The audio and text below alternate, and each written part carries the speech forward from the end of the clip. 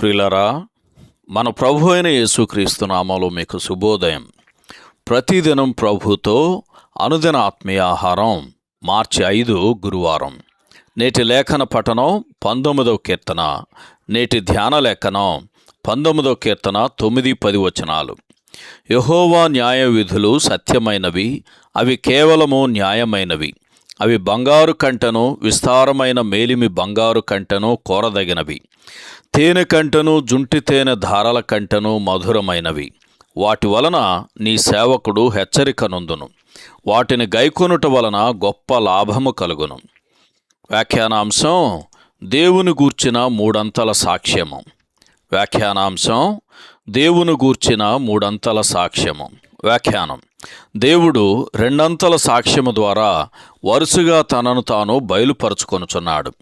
మొదటిగా, ఆయన మౌనంగా ఉన్నను తన సృష్టి ద్వారా ఆయన శక్తిని, జ్ఞానమును భూదిగంతముల వరకు వివరంగా తెలియజేయుచున్నాడు అని 19వ కీర్తన మొదటి 6 వచనాల్లో చదువుతాం. అలాగే అపోస్తల కార్య గ్రంథం 14వ అధ్యాయం 17వ వచనంలో కూడా చదువుతాం. క్రమబద్ధమైన సూర్యుని ఉదయాస్తమయముల ద్వారా అందరికీ వెలుగును, ఆరోగ్యాన్ని కలుగజేయచ్చు. దేవుడు సర్వజీవుల ఎడల తన మంచితనాన్ని రుజువుపరుచుకుంటున్నాడు. కీర్తన గ్రంథం 136 కీర్తన 8వ వచనం, మత్తయి సువార్త 5వ అధ్యాయం 45వ వచనం కూడా ఈ సందర్భంలో చదవండి. రెండవ సాక్ష్యము ఆయన వాక్యమే.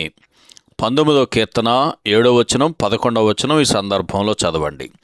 ఇశ్రాయేలీయులకు ఇవ్వబడిన ధర్మశాస్త్రమే పరిశుద్ధమైనది, నీతిగలది, ఉత్తమమైనది, ఆత్మ సంబంధమైనదైతే ఇప్పుడు పరిపూర్ణమైన దేవుని వాక్యము మరి ఎంత ఎక్కువ విలువైనదో కదా. ఈ సందర్భంలో రోమాపత్రిక 7వ అధ్యాయము 12వ వచనం అలాగే 14వ వచనం కూడా చదవండి. ఈ శ్రేష్టమైన వాక్యము సేవకుని హెచ్చరించి అతని మనస్సాక్షిని చేరుతుంది. ప్రతి మనిషిలో ఉండే ఈ మనస్సాక్షే మూడవ సాక్షిగా ఉన్నది. దానివలన అనేక రహస్య పొరపాట్లు బహిర్గతం అవుతున్నాయి అని 19వ కీర్తన 12వ వచనంలో చదువుతాం. అంతేగాక ఉద్దేశపూర్వకంగా చేసిన స్వాభిమాన సంబంధమైన, అహంకారపూర్వకమైన దురభిమాన పాపములు కూడా బహిర్గతం అవుతున్నాయి అని ఈ కీర్తనలో మనం చూస్తాము. సంఖ్యాకాండం 15వ అధ్యాయం 27-30 వచనాలు చదివితే ఈ వ్యత్యాసం అర్థమవుతుంది. రోమాపత్రిక ప్రారంభంలో కూడా ఈ మూడంతల సాక్ష్యాన్ని గురించి మనం చూడగలం. అవేమనగా, సృష్టిని గురించి రోమాపత్రిక 1వ అధ్యాయం 20వ వచనంలోను, మనస్సాక్షిని గురించి రోమాపత్రిక 2వ అధ్యాయం 15వ వచనంలోను, ధర్మశాస్త్రాన్ని గురించి 2వ అధ్యాయం 17వ వచనంలో చదువుతాం. ఇవి మనుష్యునికి తన స్థితిని తనకు తెలిపి తనను రక్షణలోకి నడిపించటానికి మనుష్యుని ఎదుట ఉంచబడినవి. సహోదరుడు జాన్ కోక్లన్. శుభములతో వందనాలు.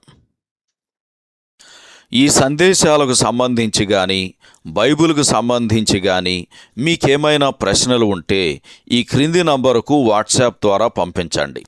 మీ ఆత్మీయ క్షేమాభివృద్ధి కోసం అనుభవజ్ఞుల ద్వారా జవాబులు అందించబడతాయి.